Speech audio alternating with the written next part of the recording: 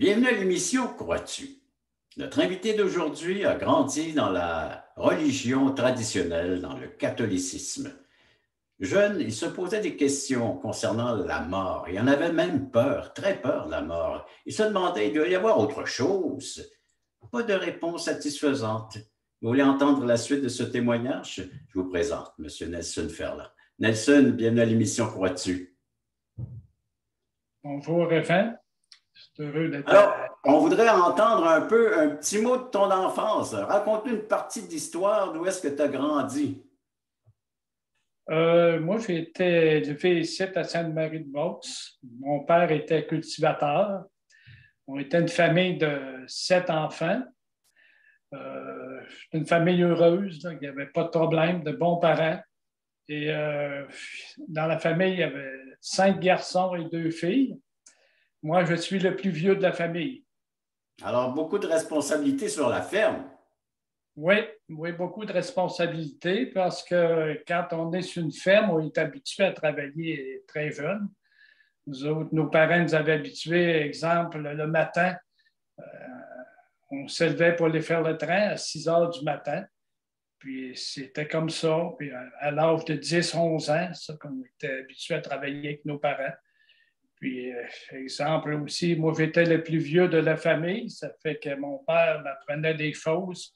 À 11 ans, il fallait faucher avec le tracteur, il fallait presser le foin avec le tracteur. Pour un jeune de 11 ans, c'est pas évident, mais mon père me faisait confiance, puis tranquillement, je l'ai appris. Fait que Alors, des journées assez longues, donc du matin au soir, on suit la levée, le coucher du soleil. Oui, le 6 heures le matin, puis le soir, des fois, on finissait vers 8-9 heures. L'été, c'était des bonnes journées. L'hiver, c'était moins long, mais l'été, c'était des bonnes journées.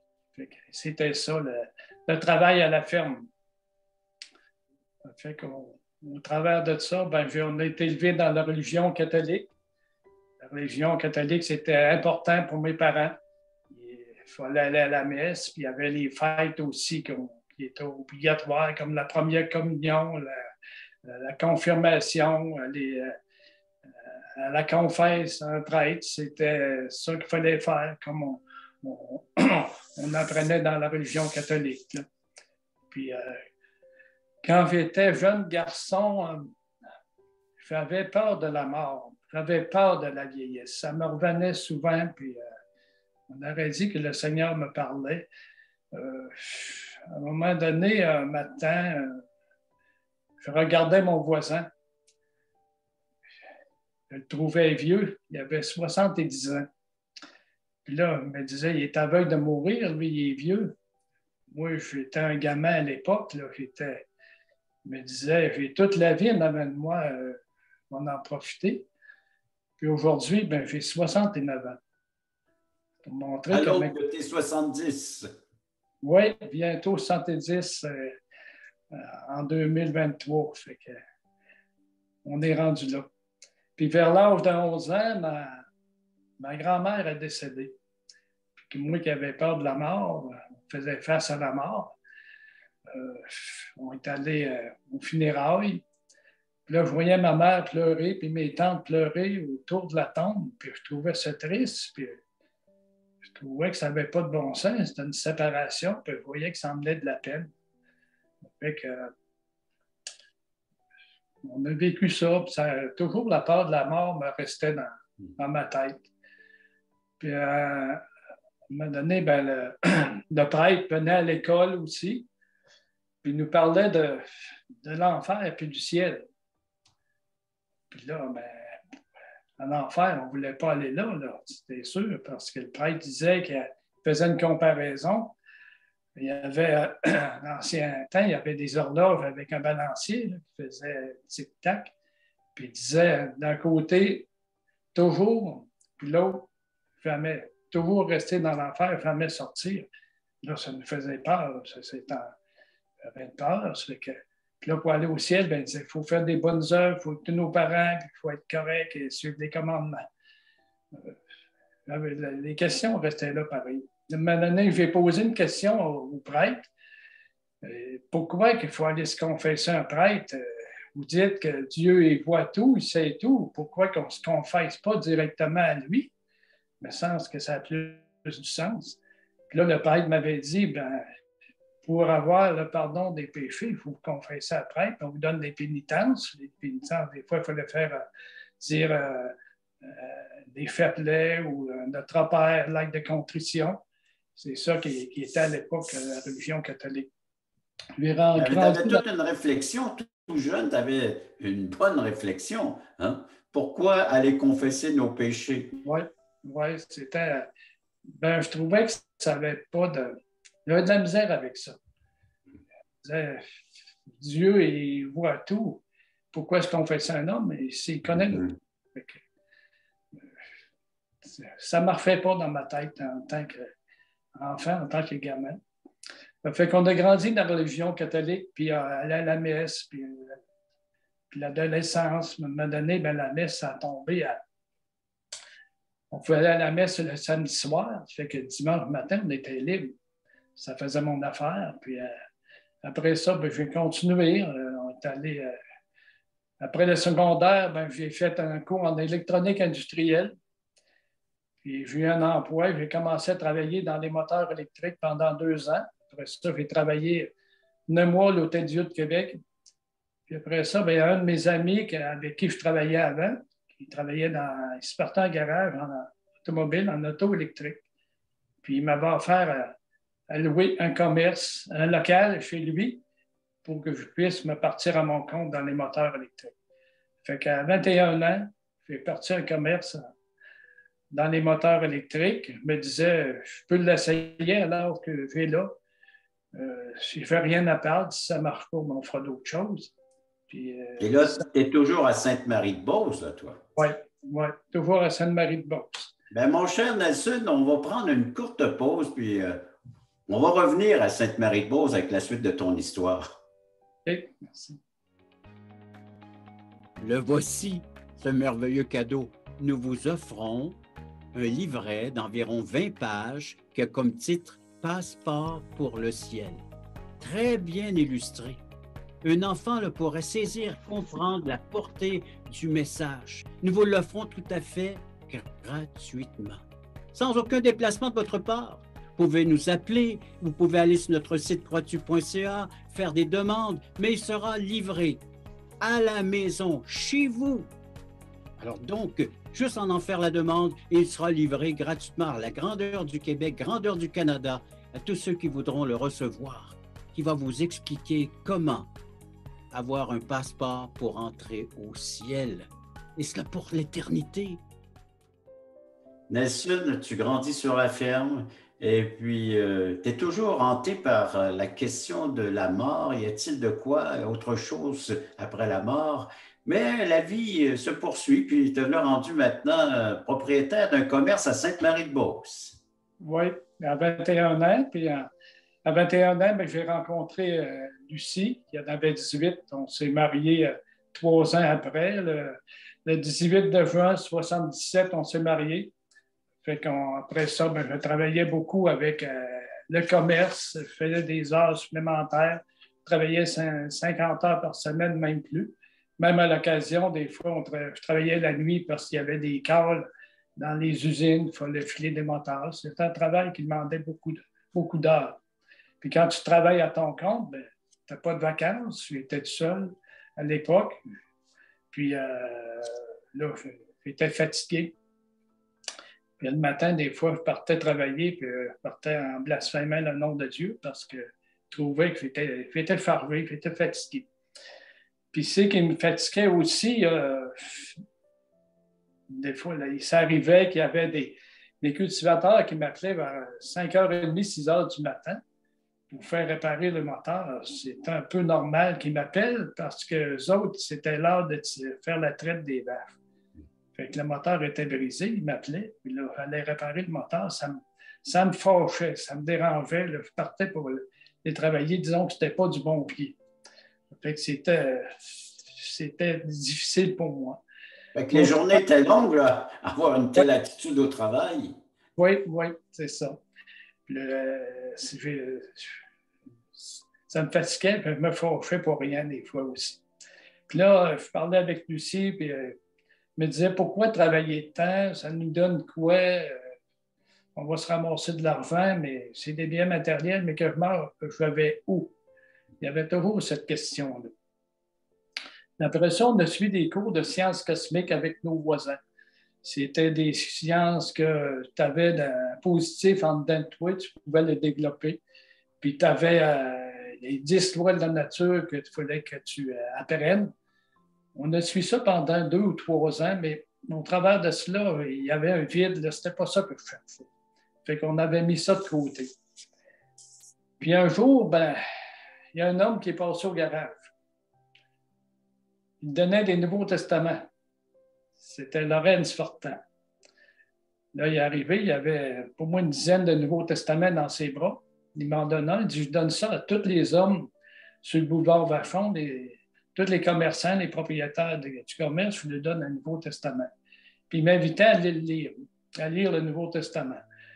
Puis là, moi, je disais, ça coûte combien, ça? Là, il dit, ça coûte rien. Je te donne ça, c'est gratuit, va le lire. Là, je trouvais ça curieux parce qu'habituellement, quand quelqu'un venait au garage, c'était pour des commanditaires ou qu'il y avait quelque chose à vendre. Mais là, c'était complètement différent. Là, je l'avais regardé aller, puis il avait arrêté sur mon voisin aussi. J'avais trouvé ça curieux. Ça fait que ça a continué comme ça. Puis il y a un client qui venait au garage, il parlait du Seigneur. Il y avait des réunions le dimanche soir à l'école Monseigneur Fecteau. Puis le client me parlait à Lorenz.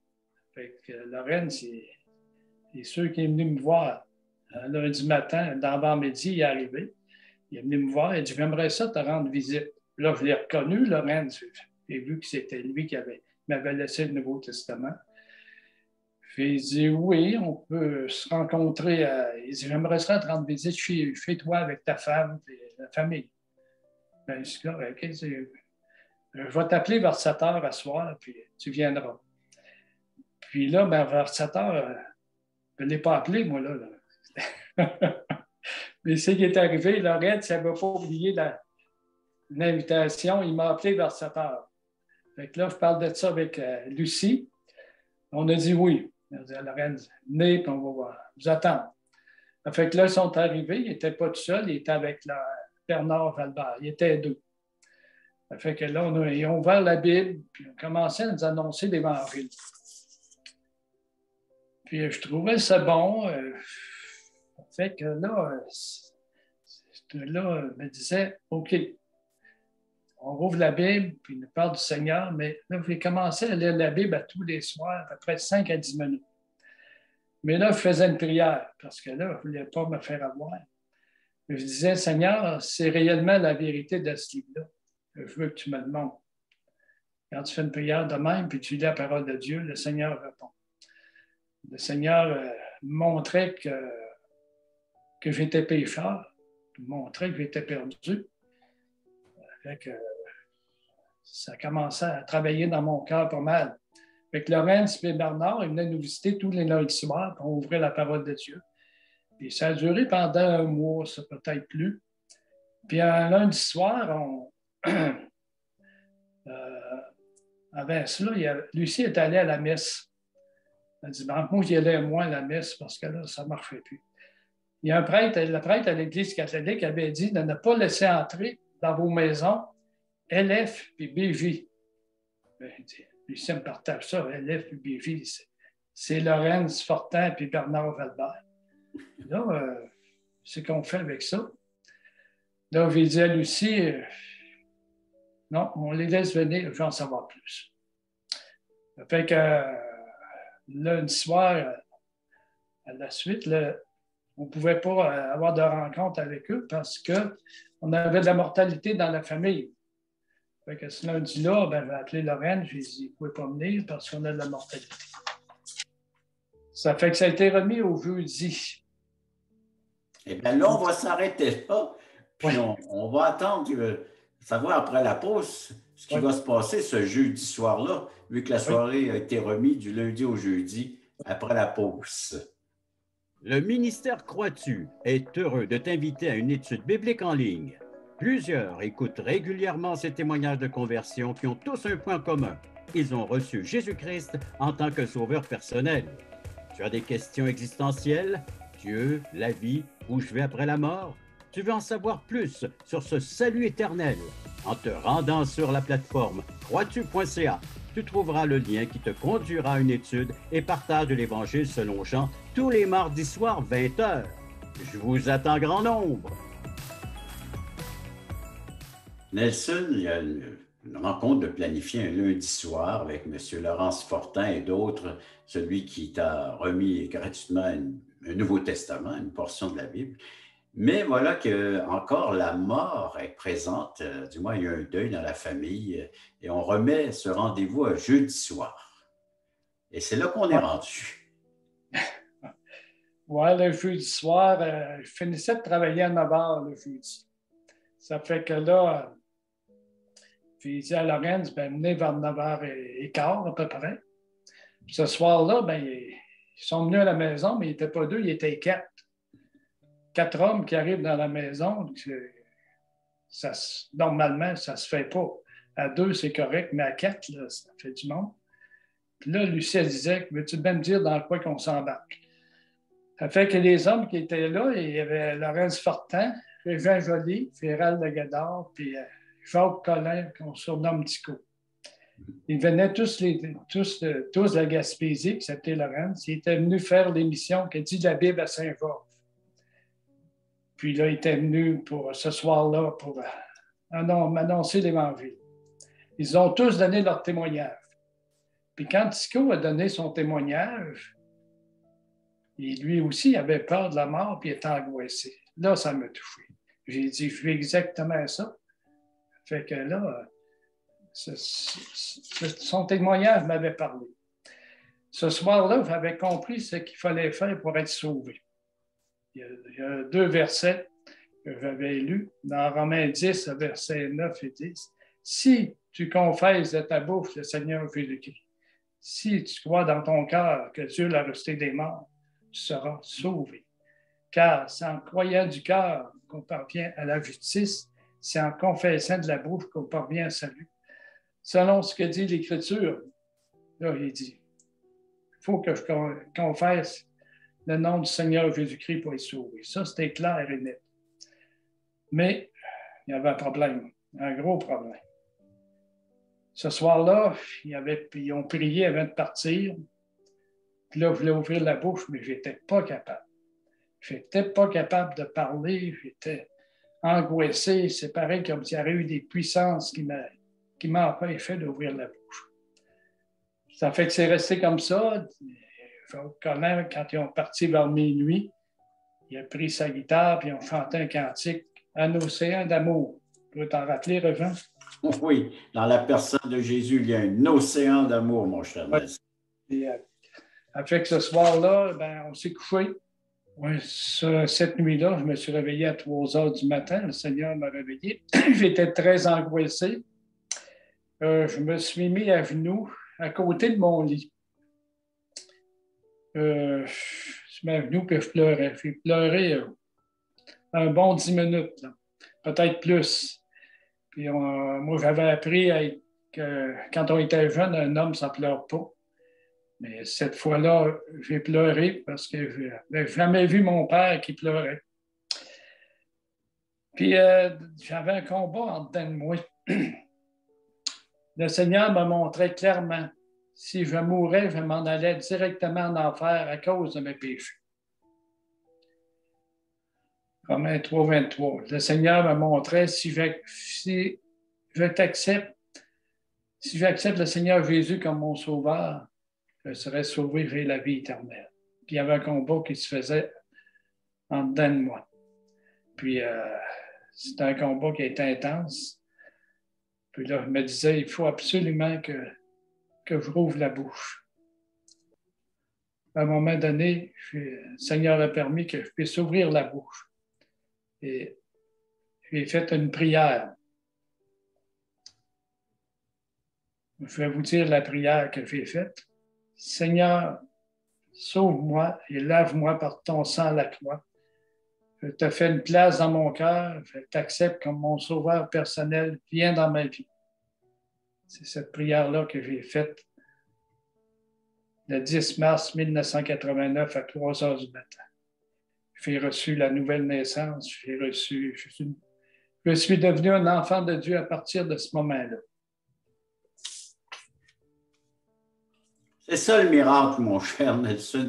Tu as vécu le miracle aux petites heures du matin.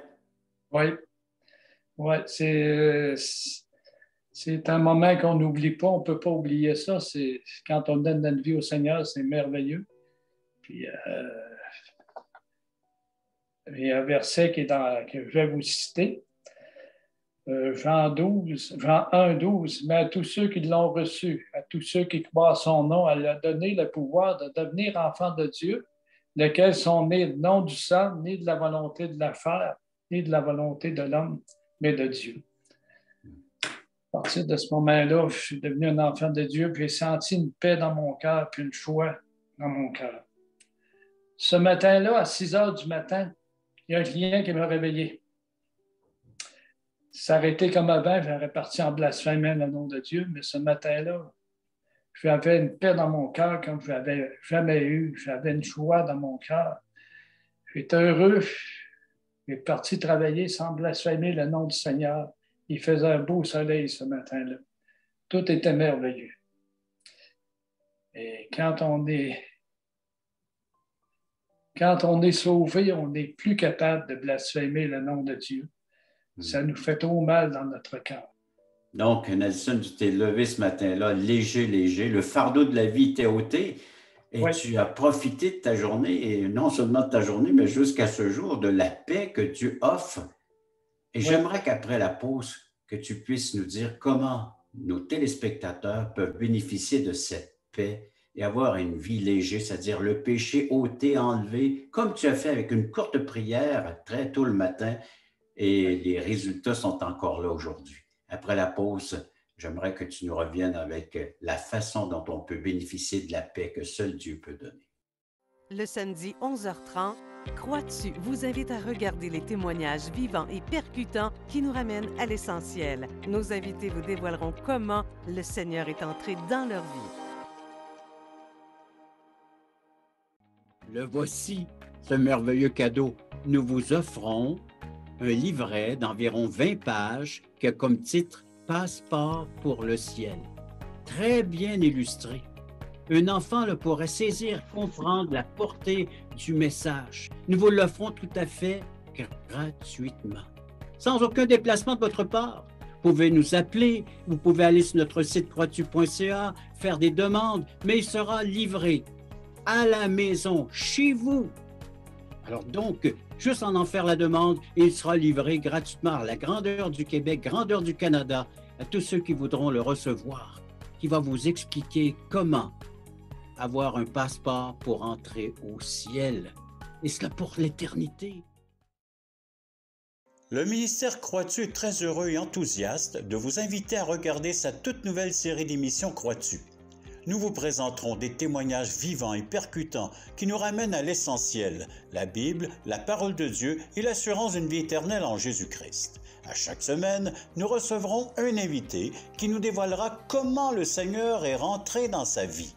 C'est donc une invitation tous les samedis matins à 11h30 sur les ondes de Télémag.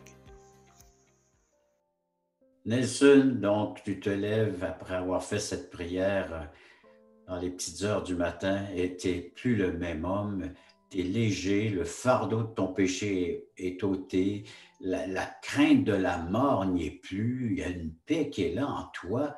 Mais comment nous, on peut bénéficier de cette offre que tu as reçue de la part de Dieu?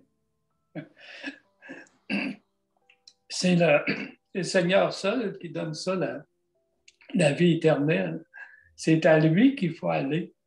Il y a un verset que je vais citer dans Acte 4, le verset 12. « Il n'y a de salut à aucun autre, car il y a sous le ciel aucun autre nom qui a été donné parmi les hommes, par lequel nous soyons sauvés. » Encore aujourd'hui, en 2022, c'est le Seigneur Jésus-Christ qui sauve. Quand on regarde, ça fait enlever toute ma vie. Après ça, j'avais le goût de lire la parole de Dieu, me réunir avec des croyants. Le dimanche matin, aller à l'assemblée pour adorer notre Sauveur merveilleux, le Seigneur Jésus-Christ, le mercredi soir des réunions de prière, partager la parole ensemble. Seigneur, il fait un changement dans notre vie. Ce n'est pas nous autres qui le fait, c'est lui. Parce qu'on est une nouvelle naissance. On appartient à Dieu. C'est complètement différent. Puis avoir l'assurance de la vie éternelle, ne plus avoir la mort, avoir peur de la mort, que maintenant, mais que je meurs, je suis certain que je vais aller au ciel avec lui pour l'éternité. C'est de quoi de merveilleux. Il ne faut pas passer à côté de ça. J'invite ceux-là qui ne sont pas sauvés à aller au Seigneur Jésus-Christ. Ils n'ont pas cette assurance de le demander à Dieu. Et tu as tellement changé que même tes proches ont été témoins de ton changement, puis ils ont désiré ce que tu avais, ils l'ont désiré, puis ils l'ont demandé à leur tour. Oui, ma femme a été sauvée un mois après, moi, avec le témoignage de Joseph Tremblay. Puis mes garçons ont accepté le Seigneur quand ils étaient plus jeunes. Ils ont vu le changement de leur père, il était plus doux, il était plus malin, ils ont vu un changement complètement différent. C'était différent. Puis on lisait la Bible en famille, puis à se réunir avec les croyants. C'était un changement pour eux autres et que c'était de quoi de nouveau. Alors, passer de blasphémateur à adorateur du Seigneur Jésus, à Nelson, merci. Juste inviter les gens à nous écrire à croitu.ca, puis à faire la demande de littérature. On offre tout à fait gratuitement, entre autres le passeport pour le ciel. Passeport, c'est le Seigneur Jésus-Christ, mais ça vous explique vraiment quoi faire, comment avoir une assurance, avoir une place auprès de Dieu, d'éviter l'enfer, les souffrances éternelles et d'avoir une place auprès de Dieu pour l'éternité. Hey Nelson, merci beaucoup d'avoir participé à l'émission Crois-tu? Puis je remercie nos téléspectateurs d'avoir été témoins ou d'avoir assisté à cette autre émission Crois-tu?